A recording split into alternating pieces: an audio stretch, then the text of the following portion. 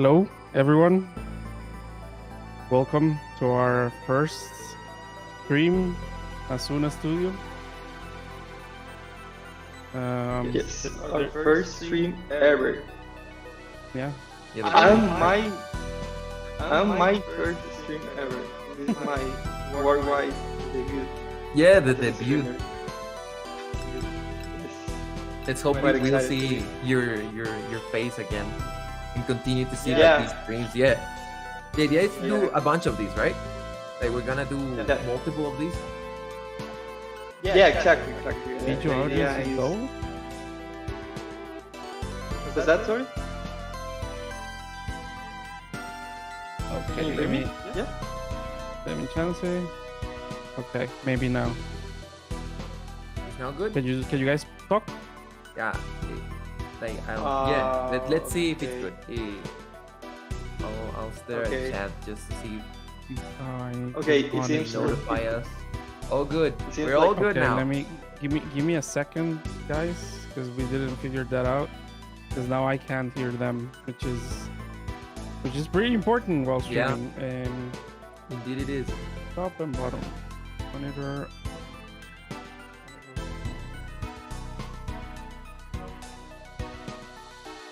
Do you guys speak? Okay, now I can hear you guys. They're perfect.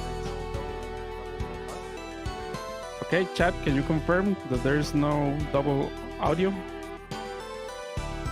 Now you can't. Okay. Middle and advanced. Monitor and output. And output. And out. Okay, now? Did you guys talk again? Let's try it again. So now it should be good. Good. Testing. Yeah. 1, 2, 3. 1, 2, 3. Yes, all good. I see an all good on Twitch. Yep. Multiple all goods. I think we're good now. Very Oh, good. I- very good. I know what's happening. Give me a second. Okay. Oh, no echo? Okay. Well, let's see. Let's do it then. Nice. All right. So I was telling you guys that this is the first one of hopefully many, at least as a student entertainment. But the idea is to create like a series of streams talking about different aspects of the development of Planet Cube, starting with game design. Well, we talked a little bit about game design. Emilio, which is the fastest player of the studio. Well, I used to be. I don't know if I still am, but I am here. He's gonna be trying to beat the #1 record on level 1, and if we have enough time, level 2 as well. I wouldn't put my money on it, to be honest. Me neither. I believe. But you believe? Well, Yeah. we'll see. We'll see how it goes. There's one person that believes here. Push up every yeah. time you die? No, I'm old. Do you want a sequel? Well, you gotta keep me alive. Yeah. So I guess who's talking right now. Well, I'm Virgilio. I'm one of the developers and general manager of Sunna. Emilio is the CTO of the company, and he's the lead game designer of the game.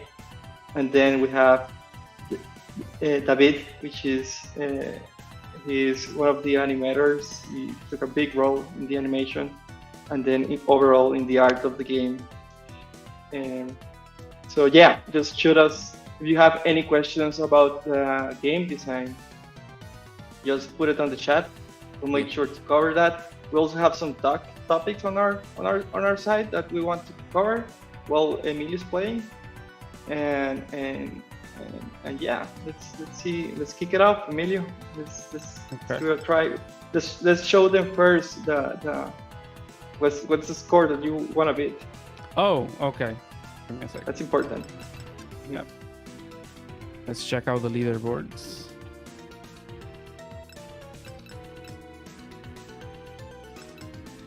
Global top.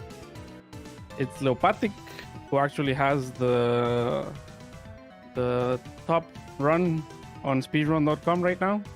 So I'm gonna try Is and he on dethrone the him. chat? I think Yes. he is on the chat. I think I saw him. my- Yes. Yeah, he's on. Yeah, he is there. He's on Twitch. Yes. He's on Twitch. We'll see. Well, Come challenge him. it's, Okay, so yeah.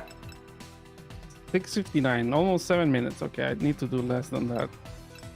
Almost Okay. 7 minutes. Correct. Let's see if I can. So right now the game does have an exploit that Emilio's not gonna use, right, Emilio? No. And we are not gonna tell you what exploit is. I wanna know. I didn't know there You was wanna an know? exploit. Uh, But no, should we we'll tell- keep it a secret. We'll keep it a secret. It's should we keep it a secret, Emilio? No, it's already out Where- there. People have reported Yeah. it in multiple places.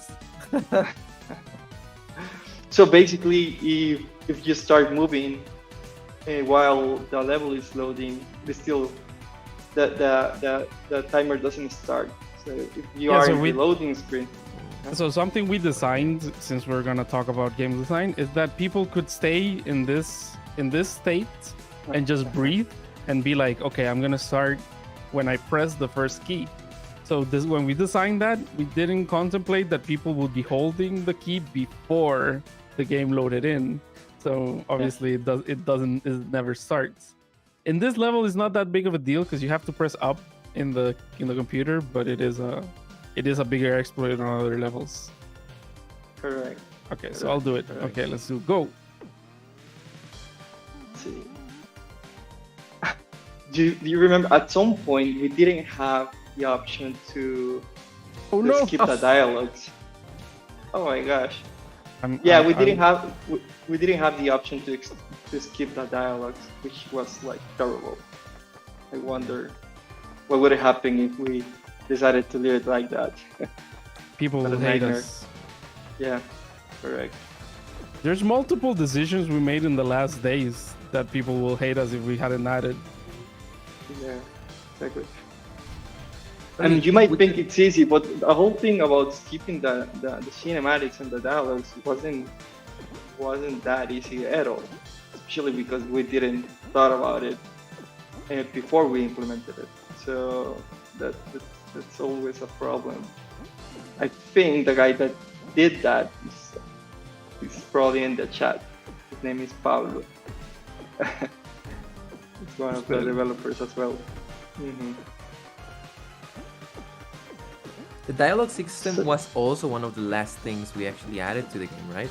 So it would be natural for us to not have that ready, I think, until the very last moments, because that was, I think we had the game ready, and then we knew we had a story to tell, and we needed a way of telling that story, right? So we implemented the dialogue, and after the dialogue, we had to work around to see like what worked and what we had to change so that the feel of the game didn't change and people could play it however they wanted, right? Correct. Pablo is stating in the chat that we should say his last name, and that's because we have two Pablos in the office. We call them internally Good Pablo and Evil Pablo. Yes. So let's say it's Evil Pablo.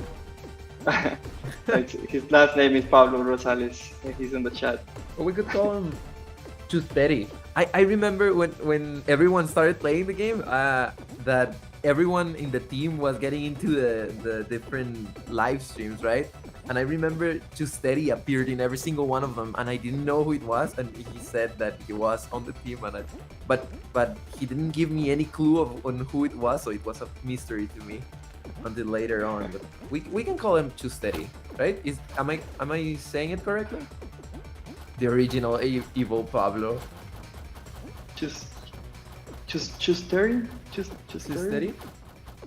Yeah. Oh, we haven't introduced one other person that is here.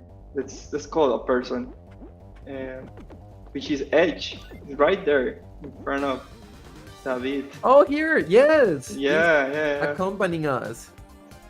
He likes. He goes around like to the office and to events, and he goes everywhere. He likes to see people try the game. He's very sadistic, so he likes seeing people suffer while they play. So he's right here right now to see Emilio try to beat the game again and Yeah. again and again, I suppose. No. I don't think we're gonna get a lot of commentary from Emilio, because like running any game, I think it's quite a task, right? So I mean, the You, first you the might first think time that, but the first time sorry, it go requires ahead. me, but like next times, like I'm gonna be like, yeah, this is like autopilot.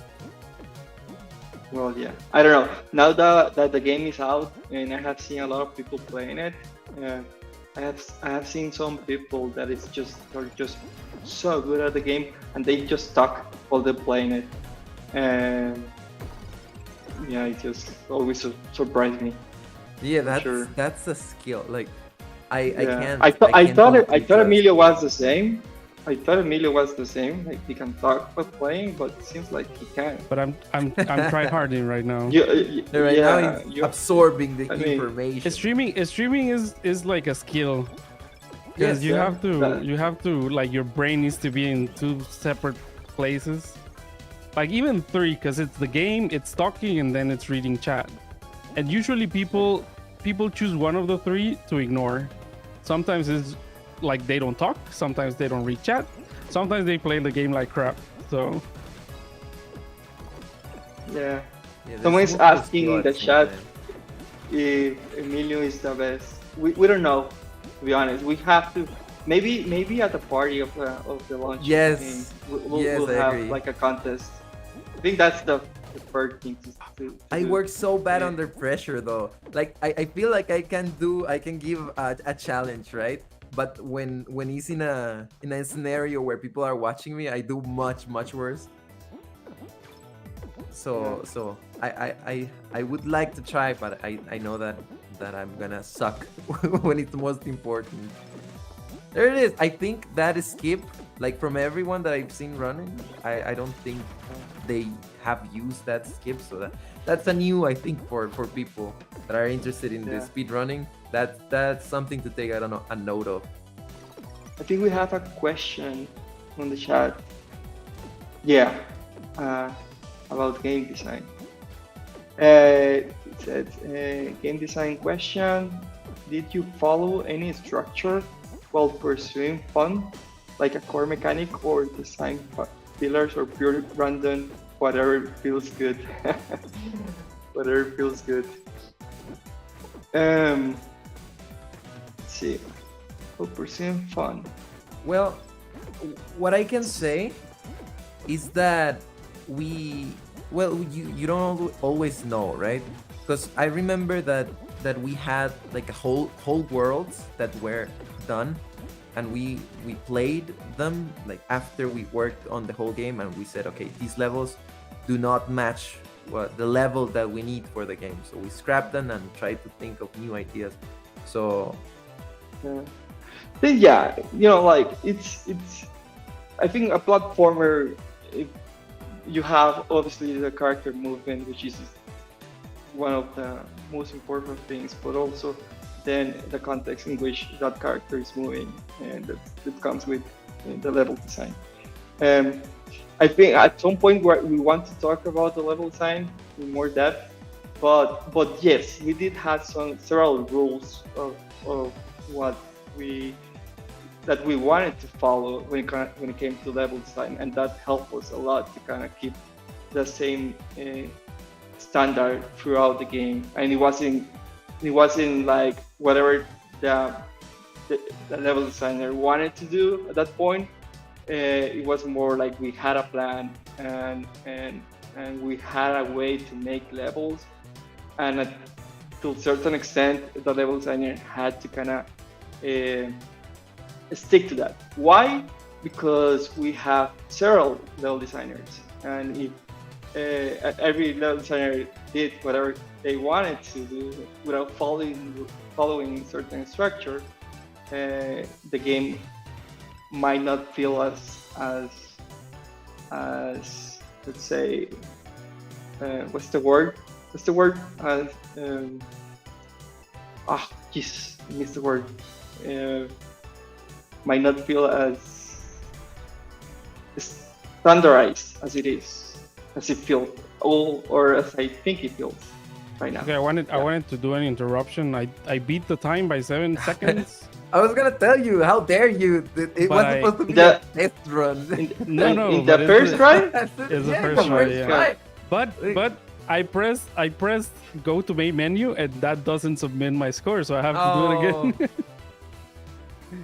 Okay. Let's try to see a better run now. And yeah, and when it came to the character, I felt like when we implemented it, it was whatever feels good. That was more like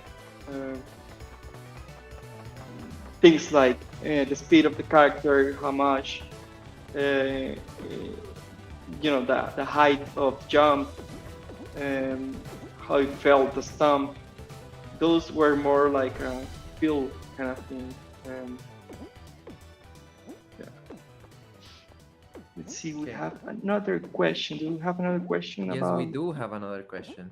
One of the questions I read is from Alexander Empire. He asks about the 3D stuff in the production though. So there was a lot of 3D stuff in the pre-production shots. What was the game originally gonna be, and how close is it to the original version? Well, the reality is that the 3D stuff is more like an after. We wanted to see how the Planet Cube universe can potentially look in 3D. So we started doing like a lot of the models, a lot of the characters in 3D. We actually created like a short film. Basically, the intro of the game, we did it in 3D, and with that we participated on a film festival, which was pretty cool. And I think 3D was actually from, like, if I recall correctly, I think Planet Cube started as short films. Not exactly like started thinking it was a game. Yeah. So it was always part true. of the DNA. The first It is. ideas were short films that I think they're available online. I think in the Instagram you can find them. No, in Twitter I think you can find them easily. Yeah. And that was like the first ideas that they had for Planet Cube, right? You can talk about that. Sorry. Yes, absolutely. Sorry about that. Yeah, I was talking more about like that 3D that we have been posting on a little bit of that in TikTok. But the whole thing started with a series of short films created by David Alvarez back when Sunna Entertainment started. They're very fun. You can take a look at that. It's on our website, and I think it's on YouTube as well. That's where the whole thing about the universe of Planet Cube started. Yeah, short films, correct. And then the idea of the game came afterwards. That's totally true. You can see that first idea like develop on the collectibles that you have throughout the game. I think there's a bunch of screenshots of how it looked once, and it's very interesting. I think the collectibles are one of my favorite parts of the game, because of that, because you can see the whole story of how it went like through them. Yeah, exactly. I think Zero Cartoon, yeah, he really liked that. He sent me a video of the collectibles that he had collected in the game, in the gallery. Show me the gallery.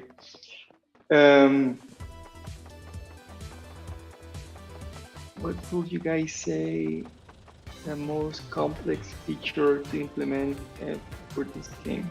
What was the most complex feature that we implemented in the game?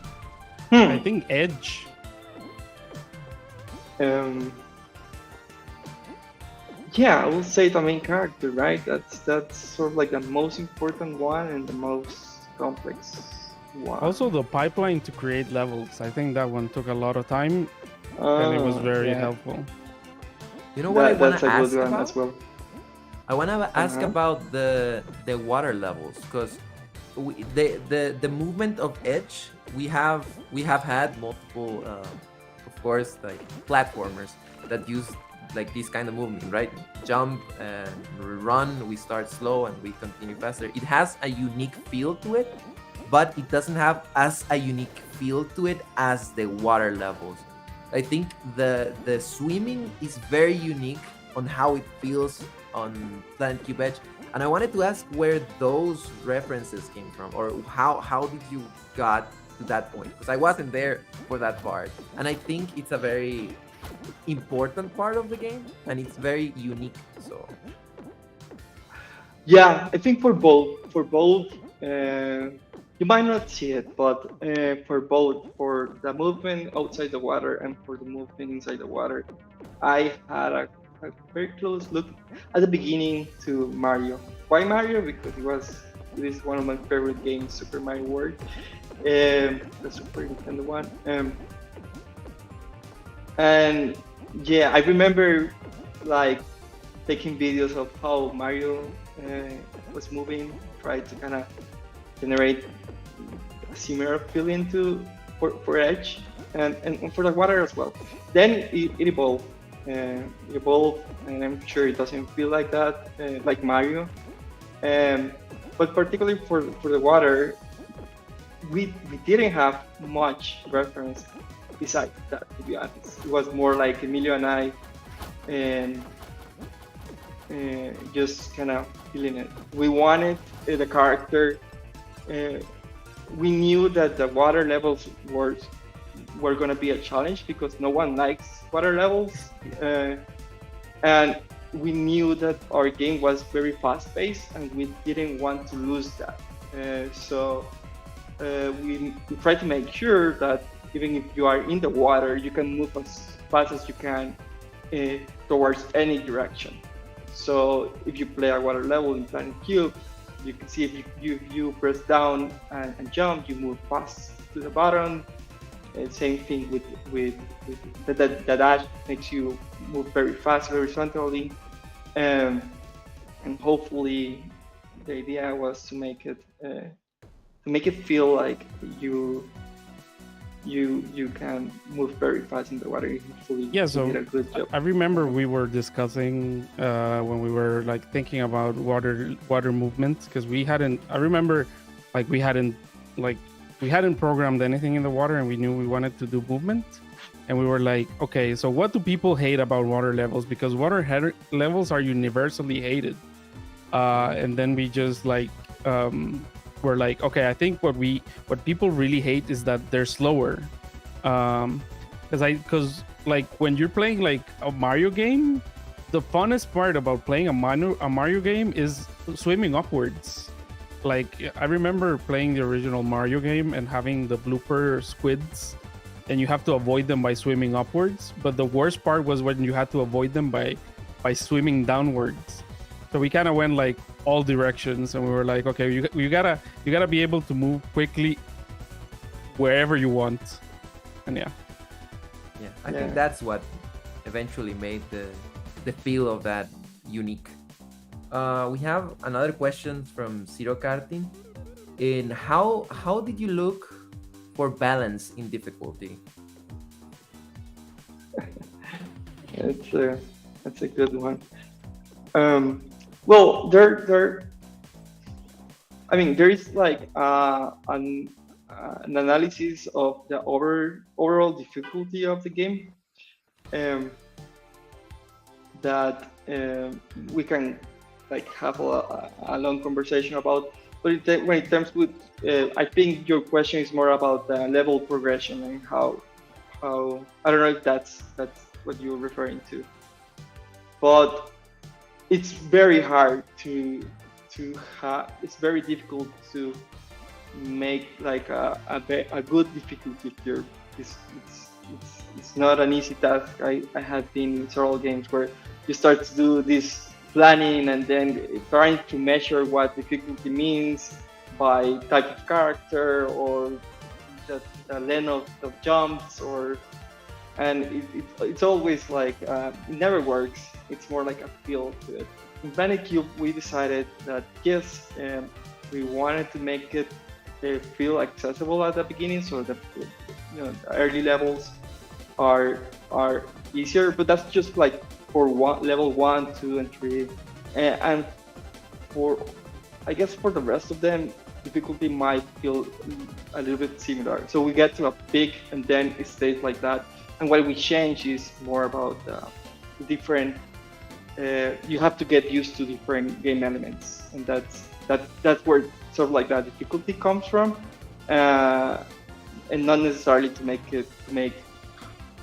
harder and harder challenges. That's what I think. Emilio had a great input on this as well, but he cannot talk. I think it's interesting because our game, like, so difficulty, like having a difficulty curve entails that you like do one thing and you get like the same thing multiple times and it gets harder, right? I think one of the things that our game does that I think does really good is that the fact that it switches like the challenges up so much that no one skill will improve, like will make you improve for the next challenge, right? Because we had, like, if you guys have played the game, there's like mini games, and like sometimes it's about avoiding certain spikes, sometimes it's not, but like what you need to do is like learn how to move edge correctly. That's the only thing you need to learn. And I think once you learn that's like the max point of knowledge you'll get, and then it's a bunch of different skills where you use your knowledge, but they're different. Like you're always learning in the game. So I think it doesn't feel like okay, now you have this impossible challenge. It always feels like you have this like very similar but different challenge, and like people, like the game stays fresh in that sense. Yes. Okay. One. Let's see. Okay, we Alexander had to go, so we didn't say bye when he was here. But if you see the bot, then bye. I hope you sleep well. We have another question, this time from Howard Horthgard. I don't know if I'm pronouncing that correctly, but he asks, any thoughts on creating a post-mortem of the game? Post-mortem. I'm not sure what that is, so you guys tell me. Yeah. Post-mortem? Yeah. We just need to find the time to do. I think thinking internally. Obviously, we internally as a team, we have to kind of make our own conclusions of what worked and what didn't work. Before you continue, for the people that don't know what a post-mortem is, what is it? Post-mortem right. is like it's Latin for after death. So it is after you complete the game, what happened, like a summary, like doing a talk about what we did right, what we would do differently, what we did wrong, how the reception was made, how did the things we do have the effect that we wanted them to have, things like that. Just basically talking about the game after it was launched. Interesting. Well, I guess the short answer is yes, we should do it. And internally, we are trying to make our own conclusions, but we should put it on writing and put an article or something like that, a blog post, or so we can share the knowledge for everyone out there that want to make a 2D platformer. I think there are more questions, right? Yeah, I'm searching for questions. So when you tell me that you finished, then I can go to the next one. I think we have one from Mr. Charlie EC, and he asks, have you ever considered adding like power-ups similar to Mario or something like that? we haven't. And I think that's a very good question. When we started developing Planet Cube, he used to do. Um, he had more abilities, so he was able to shoot down and up, and then he was also able to do wall climbing, and he also was able to shoot diagonally. But what we find out about it was that giving too much power to the character was making him just to was making the game too easy, basically. And it was very hard to create a challenge around a guy that can potentially do so many things. I know games out there that do that, but for us, we decided to kind of forget about it. So even though we already had those things implemented, we just throw them to the garbage, and we decided to keep it simple.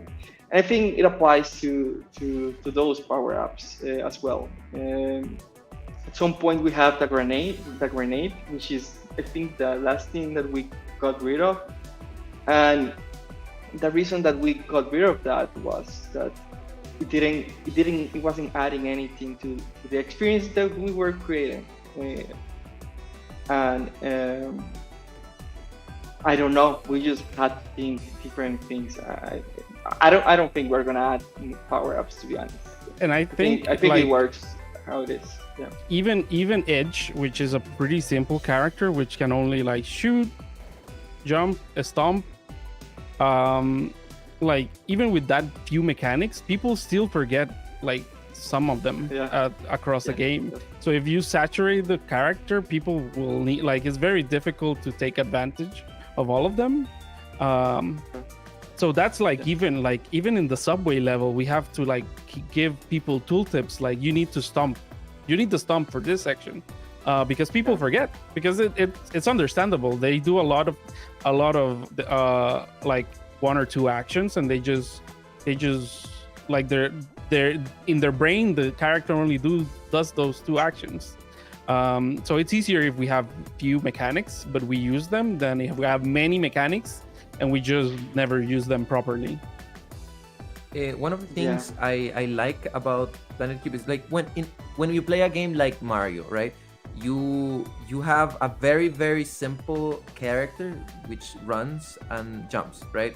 So most of the variety in the game comes from power-ups and the different ways you can control the character. I think the what I like from Edge is that it is a simple character, but the movement has a lot of little tweaks. Like if you press it a little bit, it jumps a little bit, presses high, it goes high.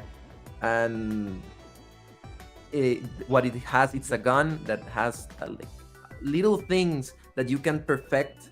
Like if you jump and you use it in the air, you have a little more hang time, or if you charge it and you have that little knockback. And those things are things that at first you don't know how to use them because you're starting the game, but while you play the game, you get more used to them and you manage to do better and better. So it's more a feeling of, okay, I'm getting better. It's not that I need power-ups to feel that the game is getting different so I don't get bored, but now I'm doing cooler stuff just by myself. And even if we're thinking about variety, I think what we don't do is power-ups, but what we do is that we try to introduce different mechanics that the player has to adapt to. Like in some levels now we got the water right now. That's something new that you have to learn from zero, and it is kind of how a power-up works in Mario. Now you have something new that you can play with now, perfected as much as you can, right? Then later on we have the how do you call them, the meshes, the moving and that's meshes, another part on the game that it's okay, now you have to learn how to traverse these. And I think that's what the comparison I would do to power-ups is. Just instead of power-ups, we have hazards.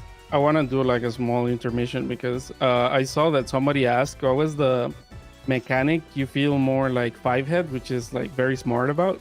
Yeah. We had, I like this is one of my favorites. Platformers had a lot of tricks that people like players don't notice. Like some people may have heard of Coyote Time, which is that even after you walk off a ledge, you can like for a little seconds you can jump, just in case you didn't time it correctly to jump off the cliff. So those are things that people don't notice, but when they're gone, they do notice them. And this section in particularly is very claustrophobic, and we have a lot of jumps in the size where the jump is the size of edge, right? So what we noticed is that a lot of people were like almost aligned like this, and they jumped and they hit their head towards the roof, and this was very annoying. People we were playing it, and it was so annoying for all of us. And we were like, okay, how about if we do a thing that whenever you jump on that section, around that section, it'll like align you. So now you can do things like this. Like I don't even break, and it feels like I'm doing it perfectly. But in reality, like even if I'm like slightly disaligned, the game will align me as soon as I jump. And those are the small polished things that people will never notice, but they will notice if we didn't do that. So I think for me, is that this is one of the most Five Head things we did. But yeah, I just wanted to jump ahead because I was in the stage. Yeah, I do like that as well. I do like the fact that you can jump and shoot, and then that gives you a little bit of extra time on the air. I have seen people exploit that a lot. And one of those things that that might not come so natural to think that it should do that, but we decided to do it, and it kind of feels like it worked very well. Yeah. Mm-hmm. Do we have more? We had new people joining in. So Howdy Gaudi is joining in. Hello. Howdy. Howdy. Yeah. Boom boom kaboom. Welcome. We're trying to talk about game design here a little bit. Yeah. While Emilio is. Yep. Sorry. No, you continue. I was gonna read another question, but you explained what we're doing. Yeah, just real quick. We're talking a little bit about game design in Planet Cube, while Emilio is trying to beat his own score. At the beginning, he was trying to beat the world record. He already did it, and now he's trying to beat himself. He did it first try. Like, we're not talking about it, but he has done it like 2 times now, and it's kind of annoying to see, because I remember trying this so hard, and I felt good about myself. I said that maybe I could be one of the better ones, but now that I'm watching Emilio play, I'm like, maybe not. He's just doing like one after the other, better and better. So and this is like the warm up runs that he's doing. So I'm a little scared. What do we have here? We have. Well, are you planning on a mobile release from these and? That is a whole like discussion we've had for a long time. Yeah, I don't want to expand too much on that, but I can tell you that I'm a big believer of creating good experiences for mobile games. That doesn't necessarily have to be casual games.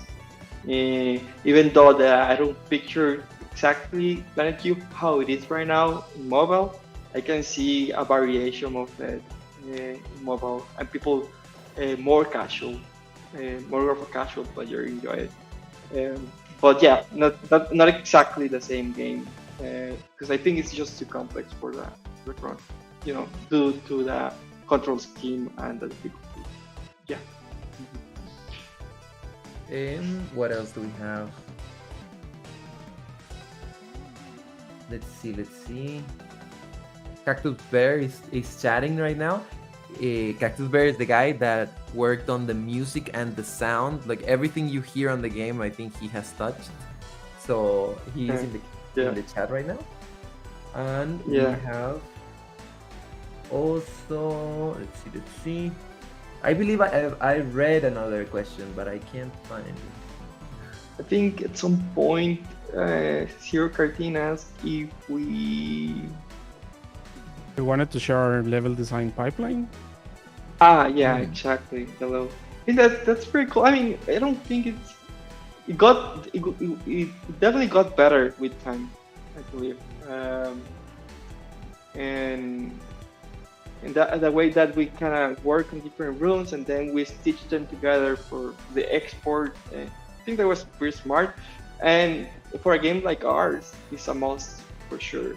So basically, you have all the different, challenges. Let's say are divided by rooms, and each room is a scene.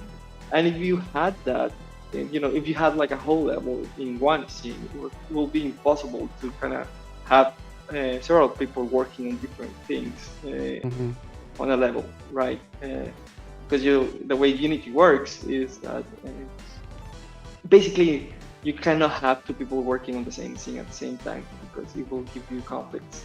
So it's sort of like a must, and so we had to create that system. And everyone out there that is going to work on a platformer has to come up with that or something similar to that.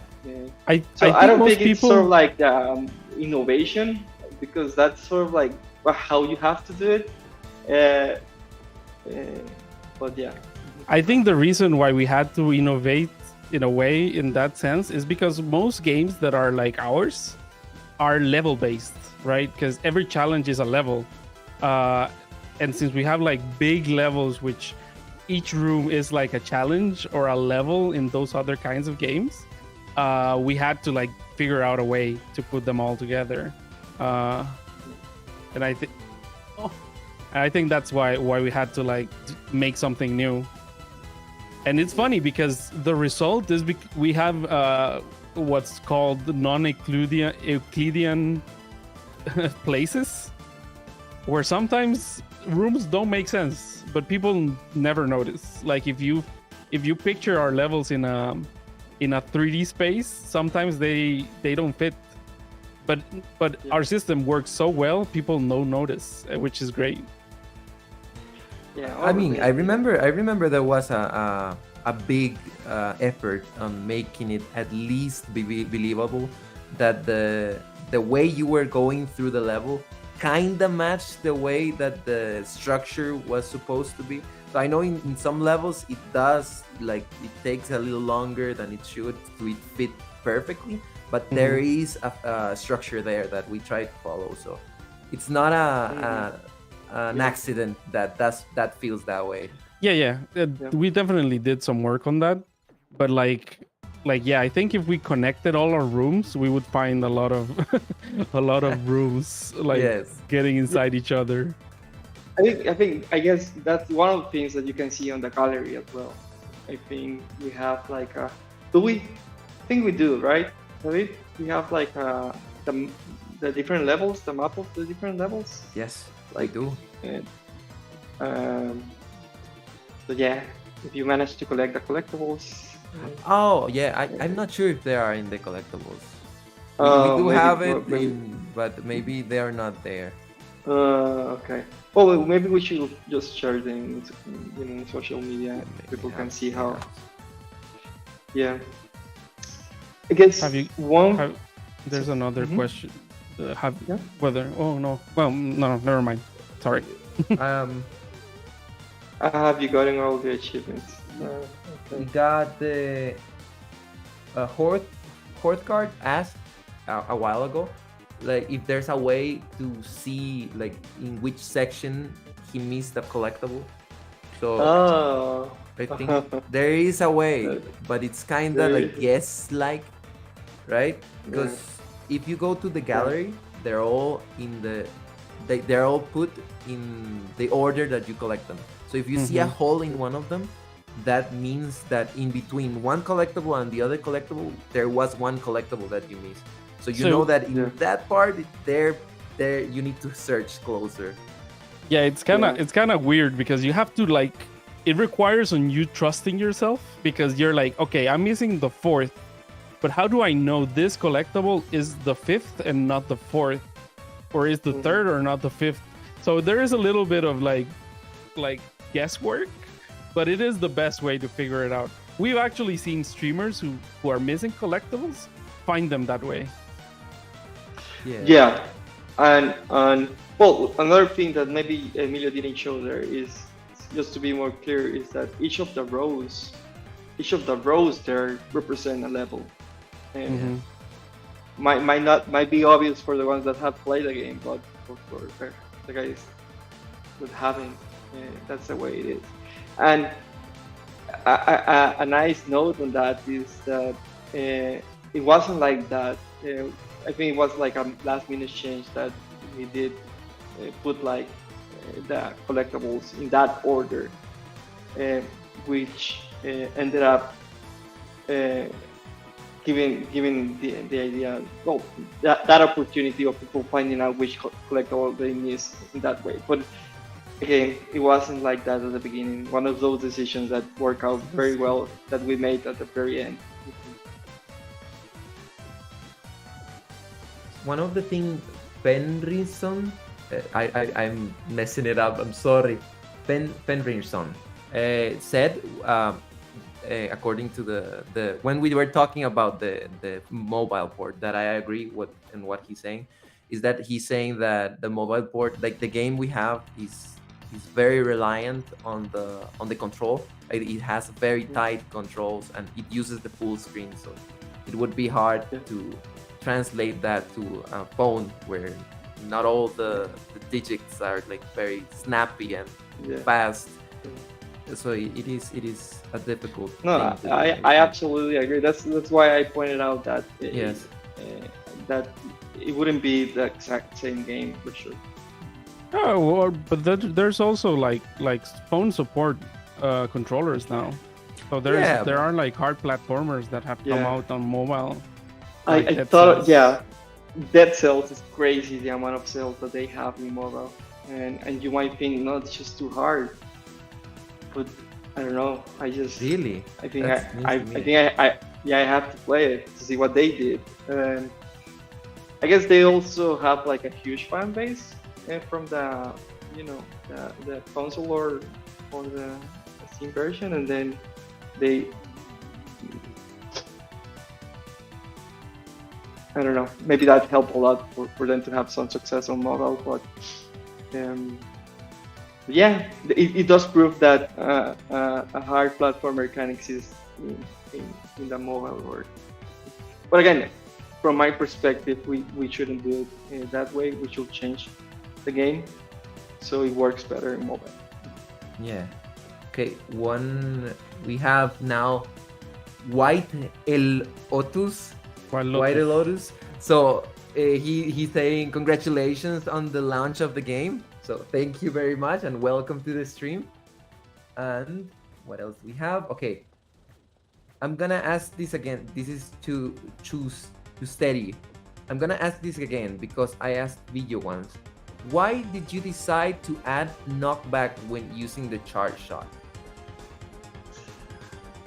It was because we needed to kind of balance it, and so the charge should give you an advantage, but also having like the knockback makes you think if you want to use it. It's sort of like you can use it, but you have to handle it. If we didn't have the charge, risk and reward. Exactly. Yeah. Like if it's like the most potent thing. Well, I think it also comes from a moment where we used to have the charge shot be like more damage, right? And it was very easy to kill everything with the charge shot. So we had to like add the risk to the big reward. But eventually we redesigned the charge shot. So I don't know. I think it's cool. I'm not saying like not, but I think before it really needed a risk. I don't think it needs a risk that much now. But yeah, before it was definitely something it needed. Yeah. And as you might not believe it, but the redesign of the charge shot we did on the was one of the last things that we did. And it was a hard decision to make because we already had the levels, we already had the challenges in general, and then we really designed that, and with the expectation that hopefully it wouldn't break the game, and I think it doesn't. I think it works pretty well the way it is. Yes, I really like the feel of it now. Now, Lisan Matitas. Okay, I see that Rex is now in the chat also. I think that Rex is the first guy that I saw that finished the game. So welcome, and thank you for coming to this stream. Lisan Matitas says, "How do you guys feel now that the game is out?" Very good. Yes, that's the short, Yes. the short answer. It's been quite a journey, especially the last 6 months were very hard, but yeah, I have to say that I'm extremely happy the way it came out, and yeah, super happy. That's how I feel. Yeah. I don't know you guys how you feel, but To me, it felt like I have never had a kid, right? I mean, I'm not a father, but I think it feels like sending your kid to school, where you're like, are you okay, sure? Are you sure, Emilio? Are you Oh, sure? no, I'm not sure. 100%. Okay. I hope not. That's exactly how it feels. Not because I don't like kids, but because I wouldn't have been in his life for a long time. But yeah, I think it feels like having a kid in the sense that like now it's like it's up to the world, right? Like we don't get to take care of it as much as we did before. Like now it's the people's will do whatever they want, and sometimes the kid has its flaws, and sometimes it has its good things, and we kind of have to just like accept them. Well, obviously we're going to try to fix all we can, but I think it is kind of like that. It feels to me like that. Yeah. It also feels a little bit scary at the beginning. I have to say that those out there that have released a game before, and those that want to, that they will probably feel the same, because you don't know what to expect, right? You have all these assumptions of how the game is going to be played, how they are going to feel. You have all these theories in game design of how the players are going to behave, but you don't know for sure until you put it out there. Yes, we did a lot of play testing, and we had like an idea, but again, you're never 100% sure, and that was scary. But now I feel good. Yep. Yeah, I think it was scary when we first like put it out there, right? I've been very excited. I've lost too many hours like watching streamers playing the game. It's been so addicting to me, and it's hard. Like you guys know Edge from the very start, right? Since 7 years ago, I think even more than that, right? Me, I know him for 2 years now. I think I entered the Sunna Entertainment 2 years ago, but it's been a very important part of my life, right? It was my first job, and it's like kind of my dream job. This is something that I wanted to do. I think it's a dream for a lot of gamers, just like someday making their own game, right? So just watching something I worked on be out there is incredible. Like, it's everything to me. Yeah, I can check that off my bucket list now. Bucket list. Well, we can check it as well. I mean, I have worked before in games that have been published, but it's sort of like the World it's the record first. Is it? He did? Oh my god! I think so. I think every time I- he gets there. I have a think- question. I have a question for Virgilio, and I think this would be a very interesting answer. But has Edge been in Sunna more time than you have, or is it a tie? No, it has. It has, Yes, right? Edge is older than Well, us. Edge as a game, Wow. it hasn't because it was born with me as the developer. But Edge as a character in Torpins was before. Yes, correct. That's a very interesting fact. Nobody in the Yes. company has been in Sunna more than Edge. More than Edge, correct. It's the soul of Yeah. the company. Yeah. I think one thing, I don't know if we have other questions before I jump into one thing that I wanted to mention about game design. Yeah. David, do we have something in the chat? No. Oh, I can check, but I don't have anything ready. So that I think there were. I think they were. I'm gonna search for them. If you have something to say, you can say it now. I'll search. Okay. Who's the old man in the top left? Is me. Have you gotten all the achievements? So there's been issues with the achievements. We need to like check them. But I personally have not, because I have not sit down, but I definitely intend to just get all the achievements. I think for the other game I worked on that was like publishing console, which was Color Guardians, which I barely worked in. It was mostly Virgilio who did the work there. But I got all the achievements in all the platforms it is, so I need to do that with Edge now. It's gonna be a long time.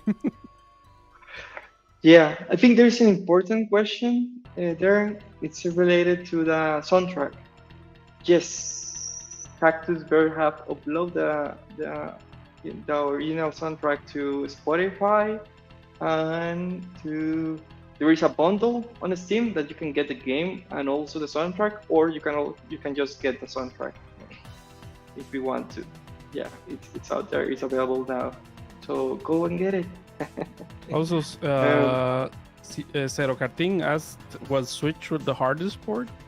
We were actually not directly involved in the porting process, but from our problems with the ports, I wouldn't say Switch was the hardest port. Would you say that, Virgilio? Well, it wasn't. It was our priority. Yeah. So, yes, the game came out. It's certain bugs on an Xbox and PlayStation, but the Switch port was almost perfect. I would say that. We do have to fix some things, but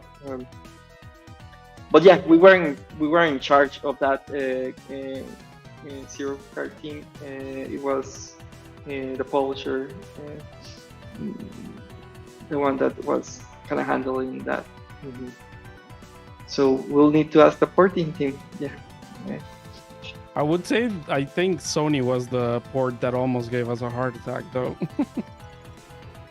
It did for sure. That's like sad story, I guess. Yeah. It's a sad, but I see the good side to it, because the issue was the PlayStation version of the game had an issue saving on launch, but it took us 24 hours to fix it, and I think that is pretty good. Yeah, that shows a lot about tells you a lot about the publisher, also about the guys that did the porting, and they were kind of on top of it right away. So now it works. Now it works, and it works pretty well. What else? Do we have something else? Andy Cartin says David missing the stash. I think it's like a combo. So I have the bottom part, and Video has the stash, and then we have the combination that it's Emilio that has both of them. Everything is balanced. Is it a Pokemon evolution? Yes. Am I the third evolution? It's the ultimate evolution is Emilio. Yeah, I think one thing to highlight about one of the biggest challenges, I will say the biggest one that we had in terms of the game design was to come up with our differentiate, like our secret sauce, let's say. what made Planet Cube different from other um, platformers out there. Um, and that's hard. Like you will find that if you're working a game, sort of like finding what your secret sauce is. It's See how very to do very this. complicated, and we struggled with that for a long time, and we ended up at the very end of, at the very like in the last year we find out that our secret sauce was always there, but we never saw it, and it was the way that we approach difficulty, and it's one of those things that I feel like got validated by putting the game out there and having and listening to the people react to the game.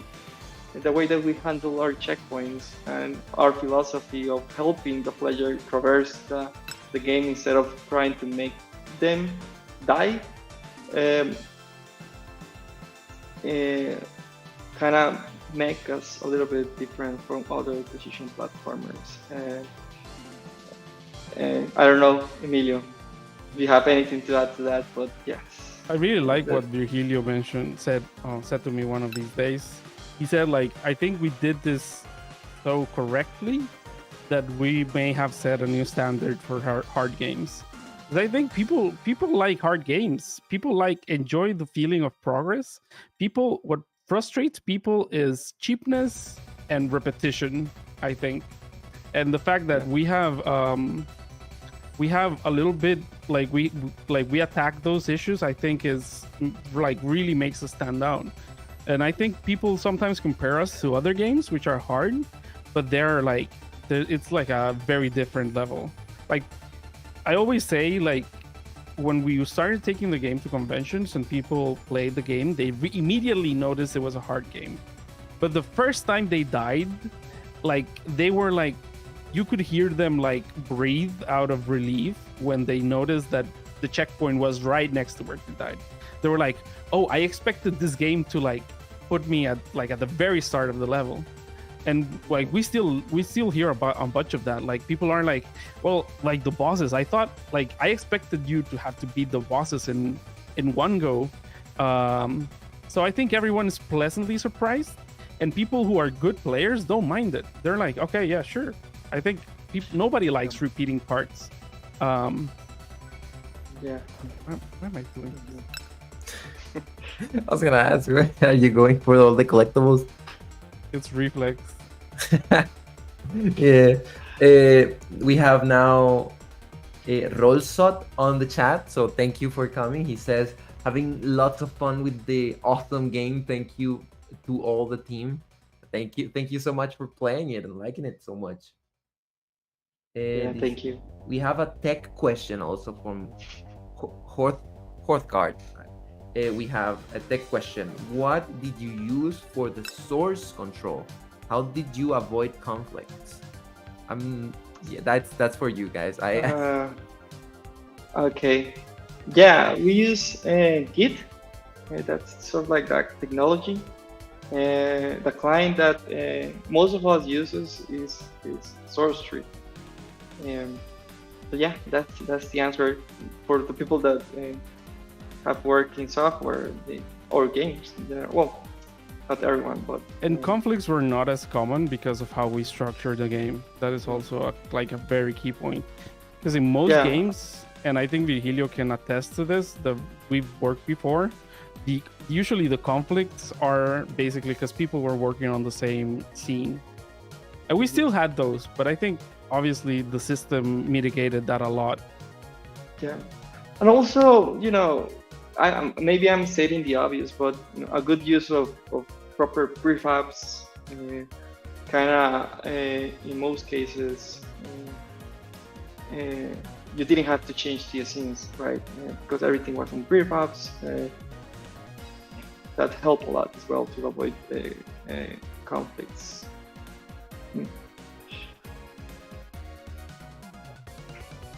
Let's see. Okay, Zero Cartoon said Zips, it's better than Git. It might be. I don't. I haven't used. It's sort of like a joke. It's a joke. Yeah, Or maybe it's a Meanwhile, joke. did you use zips or RAR file to share the project back and forth?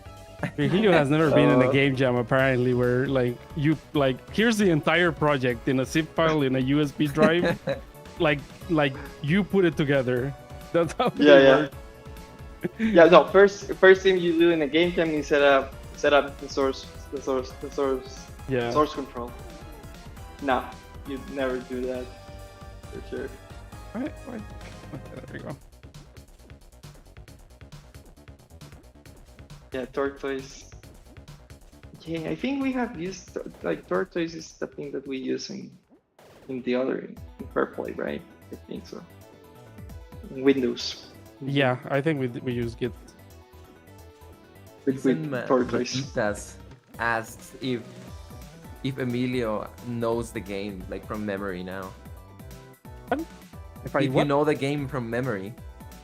No, not at all. Oh. So I No. know a lot of the first two levels because I was I was a big like I participated a lot more when we did the first two levels, but at some point like I had other responsibilities, so I couldn't like participate as much. So a lot of the end of the rest of the game I don't know by heart.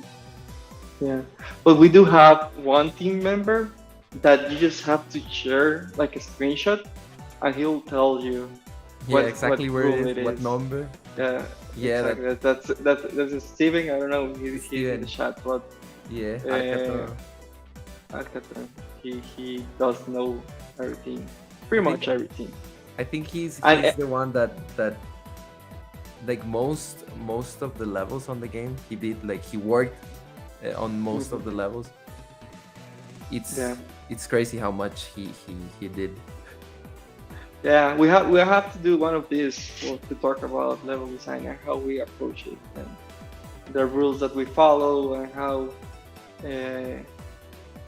we manage to keep it organized, which is a challenge. It's a real challenge. You might think it's sort of like jumping, create levels, but no, it's a lot more than that. Um, yeah. I think it's Yeah, I don't think we have more for now. Or do we? yeah.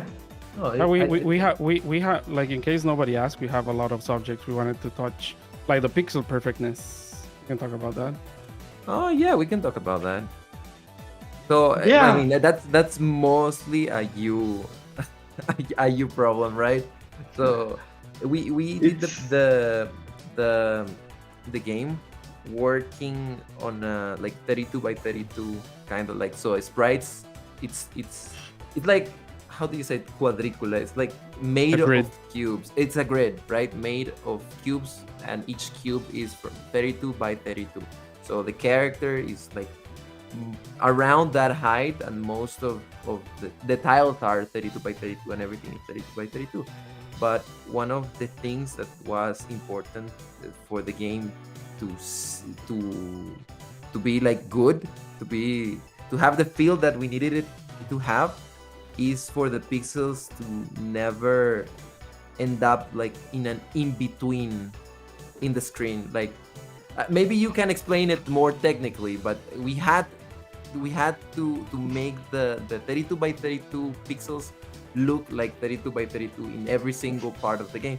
So I think you guys can handle that better. But Well, yeah. Well, just when you're doing like a pixel art game, one of the very first things that you have to kind of decide is what's gonna be the resolution, right? Especially if you want to do it as we did, pixel perfect, because that's basically what it's gonna define how many pixels fit on the screen, right?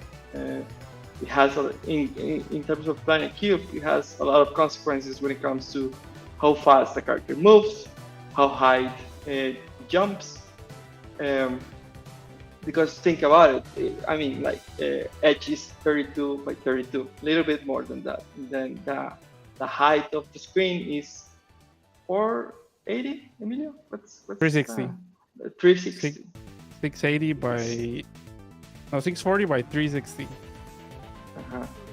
Yeah, it's sort of like around 11 or 12 times edge. So so you can see why that is it's very important, because obviously you cannot have edge jump 10 times his size, because he's gonna jump off the screen basically. um, so the resolution that we decided is, again, Emilio, sorry, I always forget. 640 by 360. And the reason that we did that was that it is scaled perfectly to all the platforms that we wanted to kind of achieve. So two times that is the resolution of the handheld device of the Switch. 3 times that is 180p, and I think 4 or 5 times that is 4K, basically. Eight So- times, I think.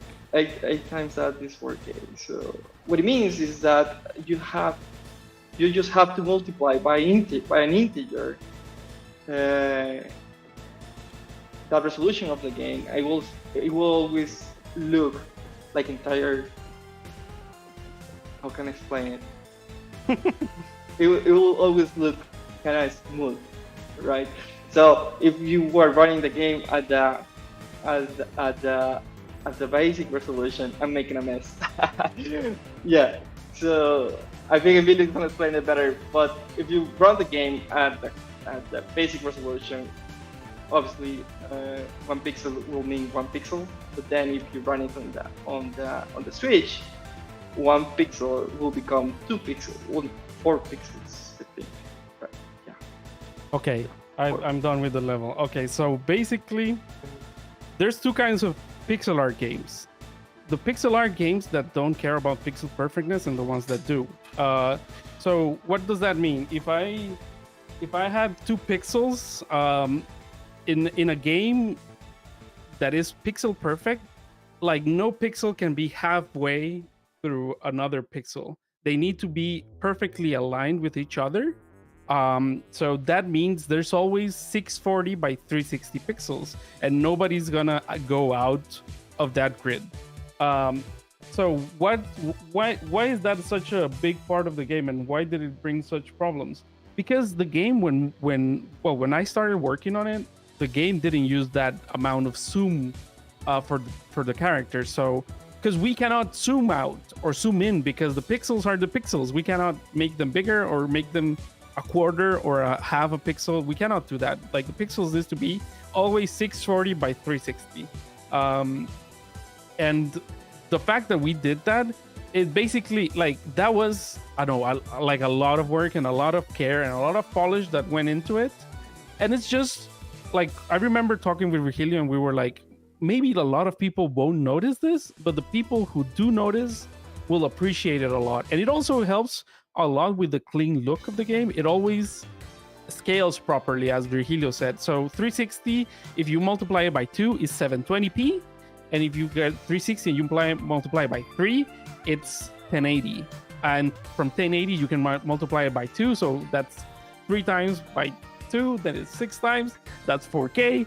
And as long as we stay in 16 by 9, the resolution will, like, the game will always be pixel perfect. And yeah, that's what I can say. Yeah, it's something that was very important to us, but it's kind of hard to explain. But achieve. It's not that easy. And it's hard to achieve as well. But when you say it out loud, you kind of, it's just, maybe it's not such of a topic for a streaming conversation. We got a new chatter on the chat. We have frying pancakes 5, the frying pancake 5, and she asks, "Is there going to be an art book for the game? I'd love to see some concept art." So hi pancakes. So we do have like the gallery mode in the game. So that's kind of our concept art, no, our like art book, right? That's our art book. But I mean, I Yeah. would love if Yeah. someday in we manage to do a physical version, I would love to have like Yeah. something physical. Yeah. Yeah, I think Yeah. it depends a little bit on the success of the game. Uh, but we do have the art to put in the art book for sure. Yeah, the same thing with the limited edition. We will love to have the physical version, but we'll see what the next few months have for us. Also, I like to announce that I already got world record on the second level. Yeah. So technically, my job is done. Yeah, good work, Emilio. You're raising the bar for everything now. Yeah. Nice. Only on Steam though. Yeah, is it only on Steam so they don't Yeah. cross each other? No, the leaderboards are Okay. not crossed. Okay. So yeah, he did it. Good work, Emilio. We'll have to see the other team members to see if you are the fastest or I don't not. have a controller. You know what I would wanna. It's kind of uncomfortable to be skipping with the backspace. Like I have to not like raise this hand and put it on the backspace because I need to run immediately, and I can't just use my right hand. So perhaps the reason- we can change that a little bit because it's tricky on the keyboard. Yeah, the reason of that it was I had a technical reason why I did that, but I don't remember it now. But it was that way for a reason. I couldn't use like stomp, which is what usually happens. I don't know. Yeah. It's just I'm just giving myself an excuse to to not do as good. If I don't do as good, it's because I'm playing with keyboard. I don't have the controller. Well, But you to have get your one in the controller. office. Right. Yeah, I you have take one in from the your- office, yes, but I can don't play in think I the can office. use office time for, to play Planet Geovetch. Well, it's like 6 minutes. Maybe I'll be on the counter. Elbow over Yeah. backspace. That is true. Yeah, that's the way. Perfect. Yeah, I think. Yeah, I don't know if anyone else has any questions. Emilio just did it. Great work. As I said, we are gonna continue Are you doing okay? this. Sorry. Another message says, "Emoji, are you okay?" I have issues. Okay, I need to be accepted by completing the speed runs of a game. Are you gonna put it on speedrun.com now? No. You guys saw that we got a page now on speedrun.com. Who set it up? But I got so excited for it. Ah, yeah, He's the one yeah. who One set of the guys that is on Discord did it. Yes. Yeah, I'm gonna grab his nickname there. But yeah, It was Leo Patrick. Yes, it's right no, here. Yeah. no, it's not Leopatic. Relvoy not? was the one who made it. Oh, Leopatic submitted the first run for the. Okay, I saw him doing the art, so I thought he was the one. Yeah, you're yeah, setting it up. Yeah, yeah. Relvoy. I think he's from Luxembourg. Amazing. I love that that's a thing now. I'm so excited to see people like fill it up. Yeah. Yeah, and maybe we can use that as a bridge for if anyone has any questions or want to kind of keep himself updated on our latest work. You can always just jump into our Discord. Yes. We can put like maybe we should put like the link there on the chat. Yeah, you can share with our community there. We have been seeing a lot of movement in the last week after the launch, which Also, if you has guys been want to, a very pleasant surprise. obviously a lot of you already have the game or know about it, but if you don't, then you can put !PCE as the title, and you'll get the links for the game. Yeah, I'm actually gonna do it myself. Emon, did you saw the Exclamation. skip I managed to do like later in this part?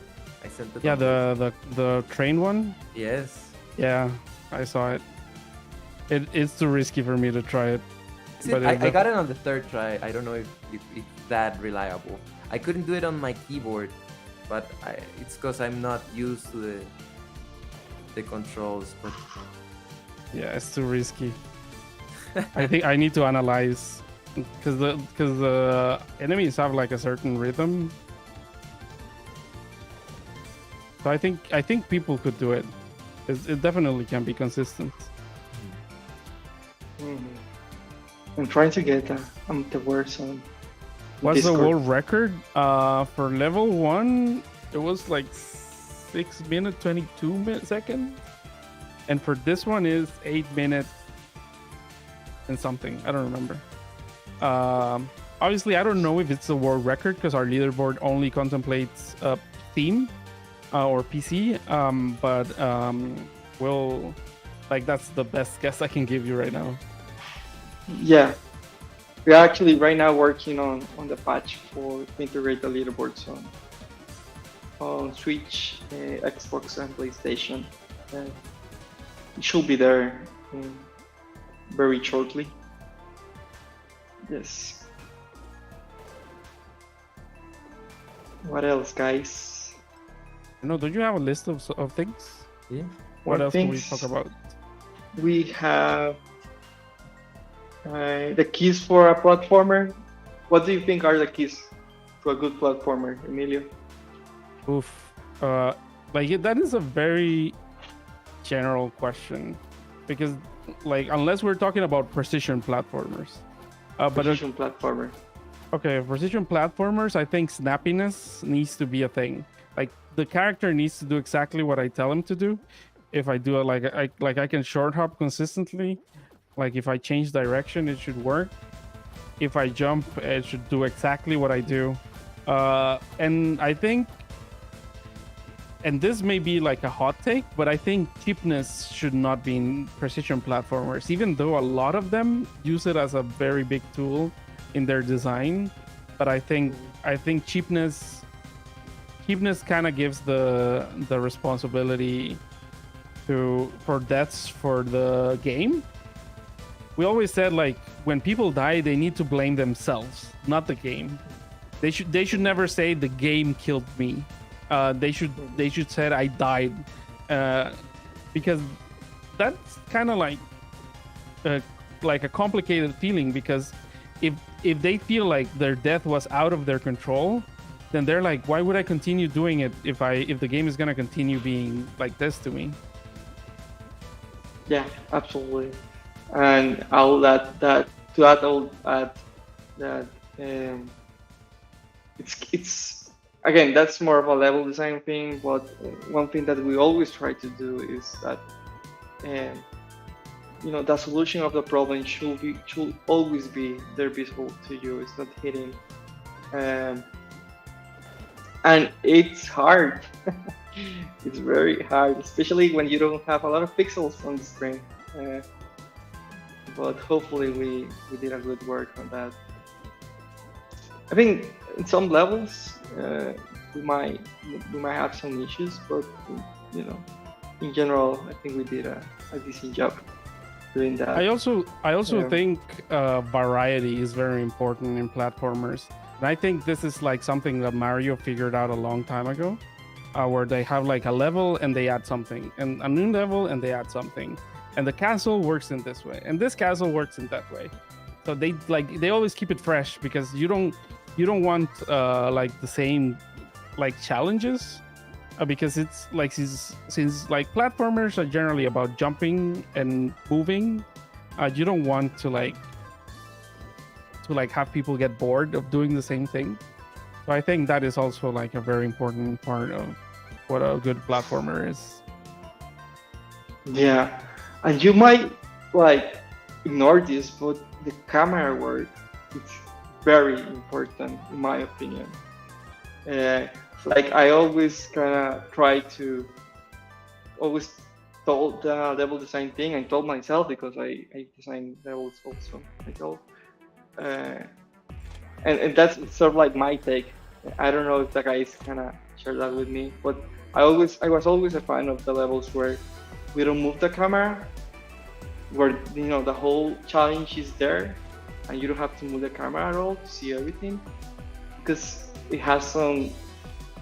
It does feel more elegant to me, and even though not the whole game is like that, we do have a lot of Right. rooms that are like that, and I think platformers where the camera just jump, around too much makes the player a little bit dizzy and kind of translate to a character that is hard to control because it's hard to track on the screen a little bit. So yeah, I think camera it's very important. And also how you kind of put focus on certain parts of the challenge using the camera. That's also key for Plan Cube and for any platformer, I believe.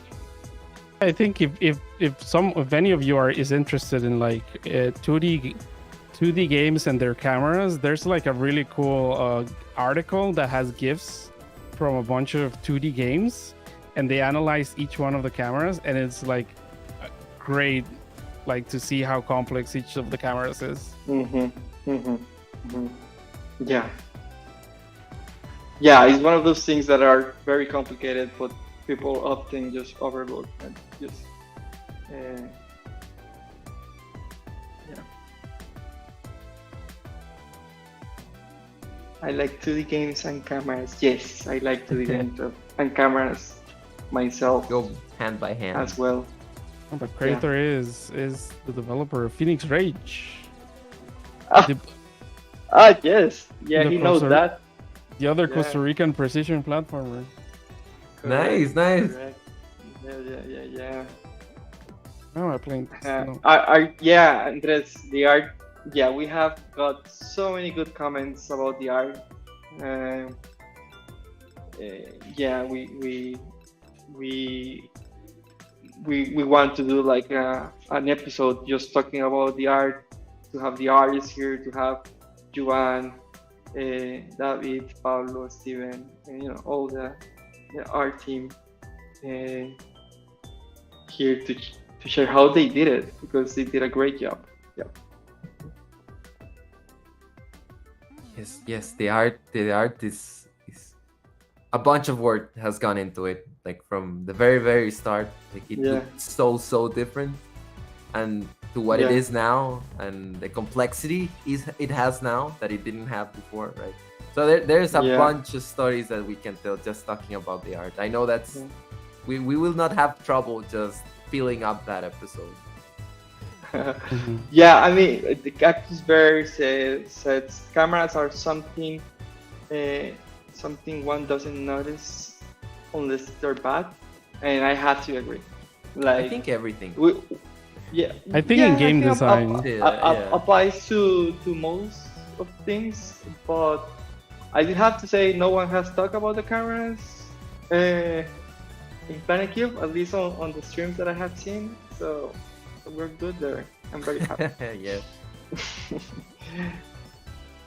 The war story, says Yuan. Yuan is actually the art director for the game. So Yes. yeah, the war stories, like flashbacks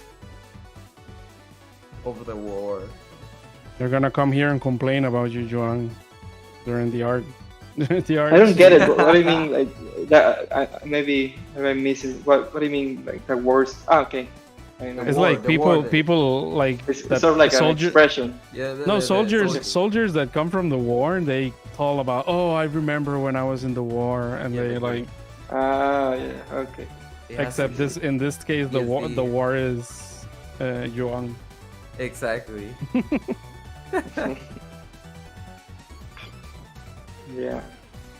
All the little animations and stuff we did for it. Quite proud of it. I'm quite proud of what we managed to do. We pushed it I'm to getting Yeah. weird very sound legit. effects. Yeah, I'm gonna go away. Yeah. I think other thing that I guess all mentioned was how we approach enemies. that was an interesting Are we approached thing what? to do. How did we approach enemies? Yeah, that's a good question, Emilio. Do you have the answer? Okay, like from when The- when I did the initial GDD, I was basically like, I remember my Chrome browser was basically long plays for a bunch of 2D games, and I'm like, what what makes an enemy interesting? And I was looking Mega Man X, X2, X3, all of the X's, Super Meat Boy, the Hazards, and I was like, okay, maybe this, like the interesting thing about this is this. Sometimes they were like, the enemies were themselves interesting, and sometimes they were interesting with how they interacted with the player. So I think, for example, one of my favorite enemies is the shield blocker, which is the guy with that lowers and raises the shield, and it's because it forces you to do the two most basic interactions in the game, which is jump and shoot. And I think it's great because it does exactly what it is designed to do. And I think a lot of enemies have very interesting things. Like I remember the bats. The bats are like the most basic enemy, right?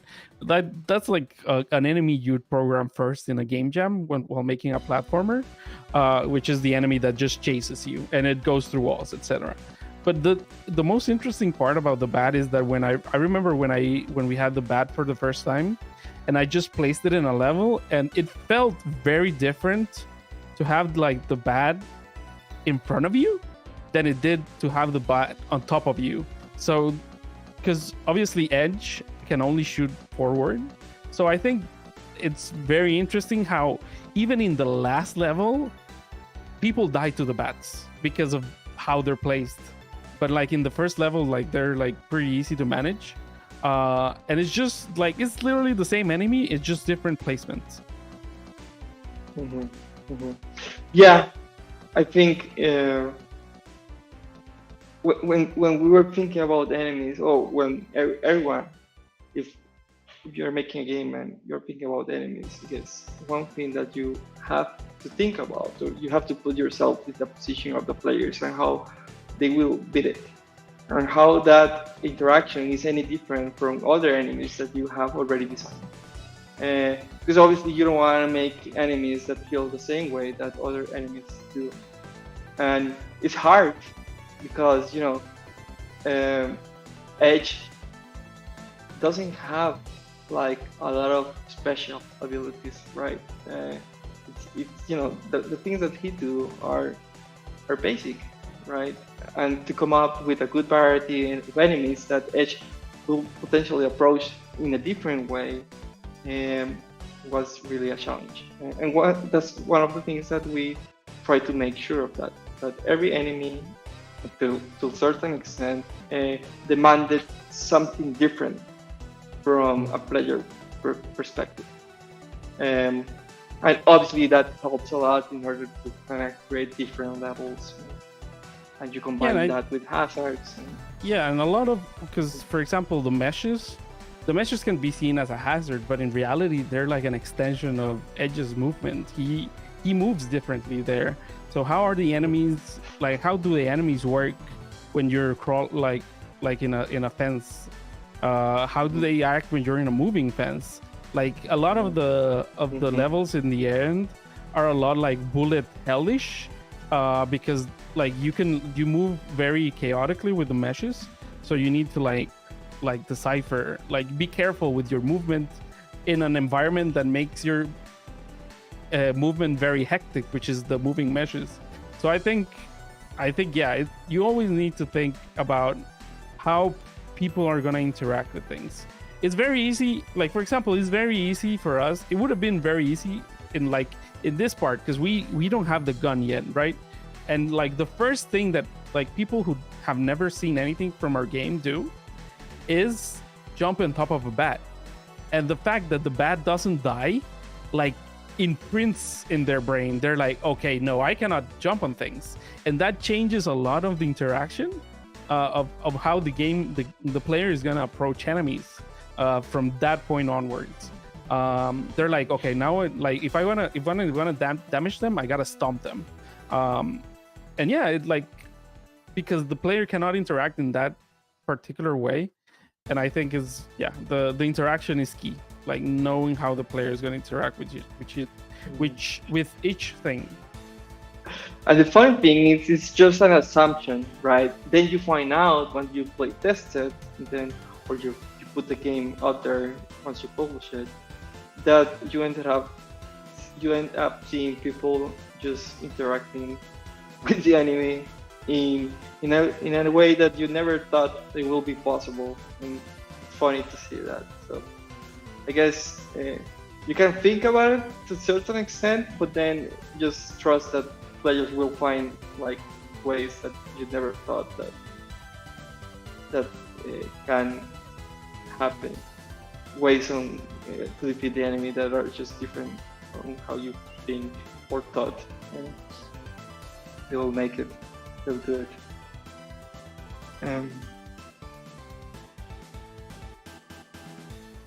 Interacting with enemies in any way. So one of the questions that I saw in the chat is Frying Pancakes now asked how long is the game in one sitting. Juan actually responded with 8-ish hours to 9 to 16. Depends on how much you die and how much you collect. What do you guys think of that take? I think that's about right. Like 8 Yeah, hours. I always say, I don't know.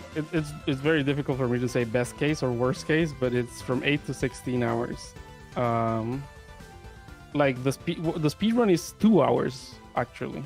So if that's the lowest so far. So 2 hours. Oh, the complete game? Yeah. You know, 2 hours. 2 hours and 20 minutes, something like that, I think. Mm-hmm. So I think that's like the bare minimum. Can But you, nobody can do that blindly. Yeah. Yeah, it's funny to think about 5 or more years of work as a summary of just 2 hours. Yes. Well, it does happen, right? Obviously, he just did the normal run, but it's just funny to think about it that way. Rule 34.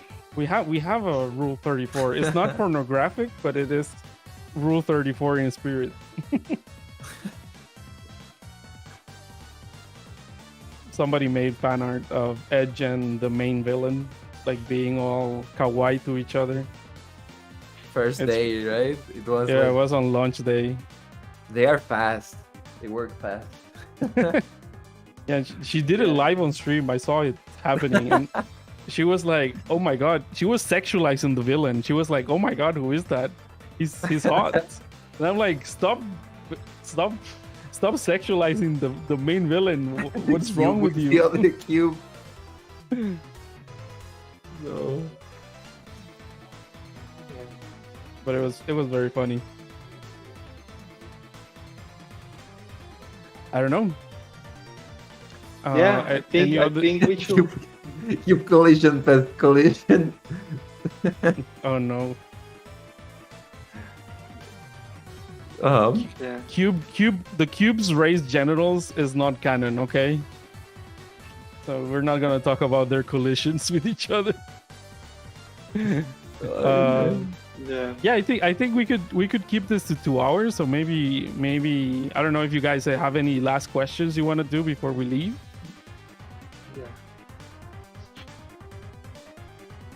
Yeah. In the meantime, I couldn't get the first level deathless. That is my. I was watching you and I saw that you got super far like without dying, and I was like, he's about to do it. It's gonna happen. almost. Yeah, I was sad. Yeah, 2 deaths. Yeah, I know it's possible. I know. Oh no, definitely. I'll wait. I will wait. Oh, I want to talk about something. Like it's very like because I was watching a guy play today a lot, and he's like trying to get all the achievements, and he was like, "Yeah, if you guys had a lot of impossible mode achievements, I would have tried to cheat the game and I was like, yeah, we would, we like, if we had done that, I would have hated myself, because like imagine having an achievement for completing the entire game without dying. Oh. It's ridiculous, and nobody's gonna do it. I think having one achievement, have beat one level without dying, is just perfect. I think it gives them a taste of what they are capable of, and they have the leaderboards in impossible modes if they want to try them. Yeah, but I have to say, Emilio, now looking at it, is from our perspective, Oh, very risky. am I losing? We're losing you, I'll say really. it- you're losing me. Sorry, can you hear me now? I can hear you. Okay, then maybe it was on Can you my hear end. me? Okay. Yeah. If you have like an achievement that you can lose if you die once, you have to make sure the game is almost perfect. Yeah. Because right now, I think, for example, we have like let's say a bug where there is these platforms that fall when you step into them, on top of them, and there is a weird situation where you die and you shouldn't. And if you have an achievement that kind of is linked to that in a way, it's just very, very bad for the player. Same thing with what Emilio was saying about the level design being kind of what's the word, cheap? Yeah, cheap about the level design, or levels that you have to learn by memory, or some things like that are. Well, that one not necessarily, because they're passing the game in impossible. But just general bugs that can make you die. That's not those, good. like when it if you comes have an to- impossible run and you die to those, you'll probably get really angry, which is something that we don't want. And it's very hard because games do have bugs, right? It's that's the reality. So yeah, it was a risky move on our part, and now we have to kind of make sure we fix those. We need to make sure that it doesn't happen. Cactus Bear asks, who decided to add checkpoints to bosses, and can I hug them? I remember we really, like, it's been a long time since we suggested adding checkpoints to the faces, but I remember there was a point where I was playtesting, because I had like, I was like the first barrier of playtesting, and I think I playtested the crab boss, and I'm like, no, I know you've told me this is technically very difficult to add checkpoints, but we need to add checkpoints. Like the spike is ridiculous if you do this without checkpoints. Yeah, I have to say it does follow our philosophy. And it makes sense by the checkpoints. It gave us a chance also to do the challenge how it's supposed to be. Like if we do the I shouldn't talk about the last fight, right? But I'll talk about the difficulty of the last part, because I feel like it has to be that climax, right? You've played the whole game. The whole game is so difficult, and we wanted the last fight to be the climax of everything, right? So if we didn't have checkpoints, the fight could not have been as intense or as precise as we wanted it, because it would have been like so terrible. I would have hated that fight if it was that way, but because we have the checkpoints, now we have the opportunity of squeeze every single like movement out of the character, out of the player. And I think that helps us. Yeah, exactly. And again, it did follow our philosophy that helping the player to kind of complete the game. And the other day, I was talking with Emilio, and we were a little bit hopeful that maybe our game can attract more people to precision platformers, just because we made it more accessible for everyone. And yeah, so hopefully the checkpoints in that bosses I think it aligns to that vision very well. Yeah, I've had friends who told me like, no, I hate this kind of games because like they make me feel bad because I'm not good at games, and the game demands a lot of me. But with yours, I think like I'm making progress, and I think that's why I think it's so like possible for us to like recruit people into precision platformers, because other precision platformers are just like mean. You like I love Super Meat Boy, but Super Meat Boy sometimes like clearly doesn't want you to be happy. It just like hates you. It just makes everything so difficult, and it's ridiculous. But I think there's like a good balance between, because obviously like right, there's a balance. There's like making it hard, and there's also making it rewarding, because if you make it too easy, then it stops being rewarding, but if you make it too hard, then it becomes being frustrating. So I think we found the perfect balance between like being able to put things like very hard challenges, but like segmented into small little challenges or checkpoints that people can like just advance through at their own pace. And maybe like Virgilio said, like when he played Celeste, he just like sat down and played for a little while and advanced a little bit. And he like, well, Virgilio had a theory about that. Yeah, well, no, well, I guess I wanted playing to be played the same way that I played Celeste. Yeah. Just because I'm not a precision platformer guy, so I'm not great at these games. But Celeste, even though the checkpoints are more scarce, are less checkpoints, it does give me the opportunity to kind of just play the game by bits, by small pieces. And hopefully those casual players that are not like super hardcore platformers will play, that are like me, and will play the game the same way. I enjoy it. Yeah, and I was Is watching that a the guy. theory? Yeah. Yeah, it's just yeah.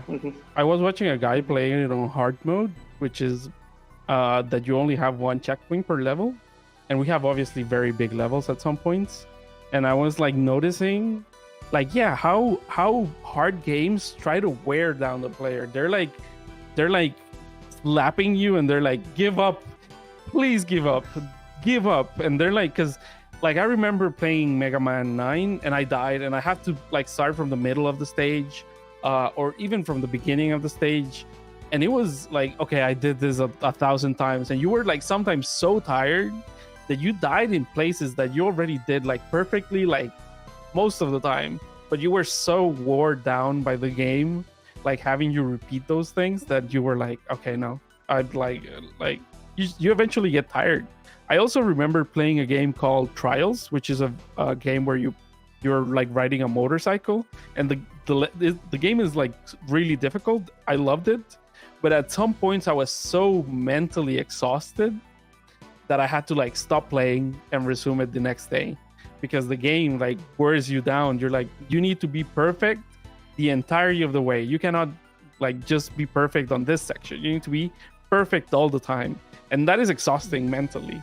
And I think our game has the freshness that people don't feel that pressure. They're like, okay, I'm gonna do this and this, and the fast respawns and the fast movement makes them like try really quickly, and eventually, like usually it takes them like, I don't know, like a few times, and eventually you start seeing progress. You see how they, even though they're not the greatest at platformers, they kind of like their muscle memory just needs to memorize like 10 seconds of interactions, and not a full minute of interaction, which is like more demanding.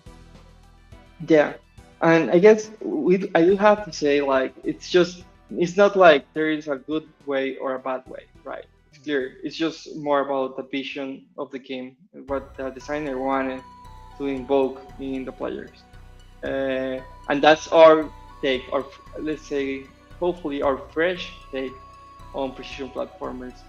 That it doesn't say like Super Meat Boy is bad or other PlayStation platformers are bad. They are just different. They They were demand trying to do it different a things. different way. Exactly. That's pretty much it. Those are great games, but they're just they took a different approach. That's it. Mhm.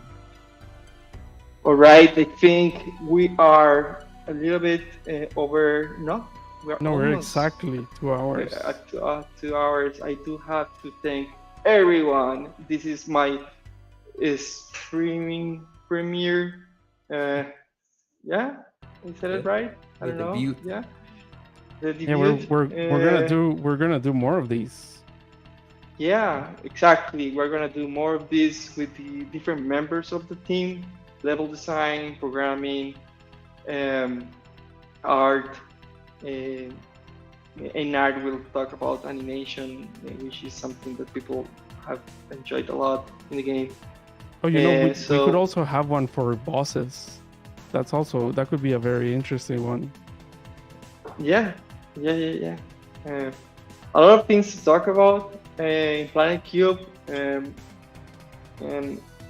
just wanted to say thank you for coming and chatting.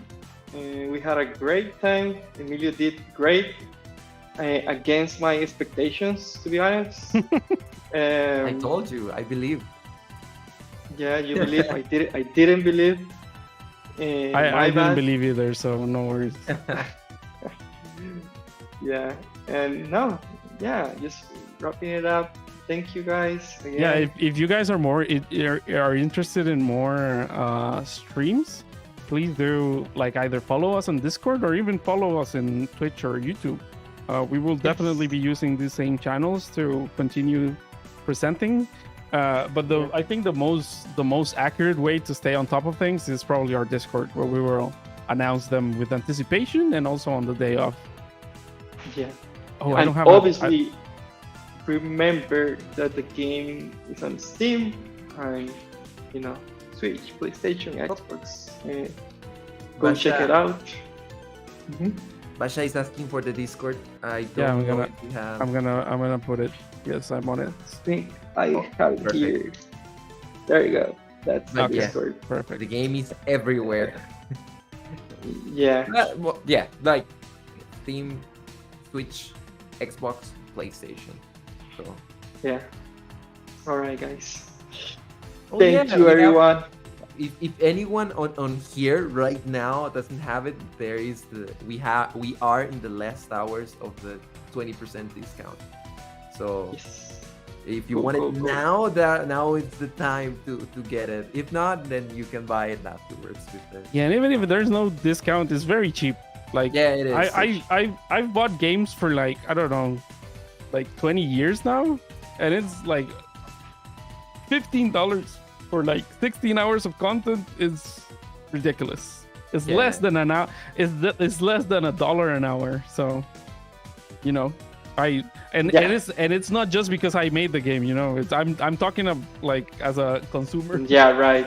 Yeah, right. I'm not biased at all. No, at all. No. No. But seriously, any help that you can give us, even if you don't if this is not your type of game, just tell a friend. Maybe you know someone that can enjoy it. Yeah, and also Anyway. if you do have it, please leave us a review. That will help us a lot. That Yeah, also, reviews. We love reviews. we've been having a lot of and great time reading the review. we love reviews, and the Steam algorithm loves reviews as well. Yeah. So just put a comment there. If you don't like the game, just don't put anything. Nah, I'm just kidding. Yeah. Anyway, thank you for tuning in. We'll see you next time, right, Emilio? Yeah. Yes, we will stay in touch in our Discord. We will announce when we have our next stream to talk of Sunna's Talk and Play. Yes. Thank you. All right, bye. Bye. Okay, guys. Goodbye. Bye bye.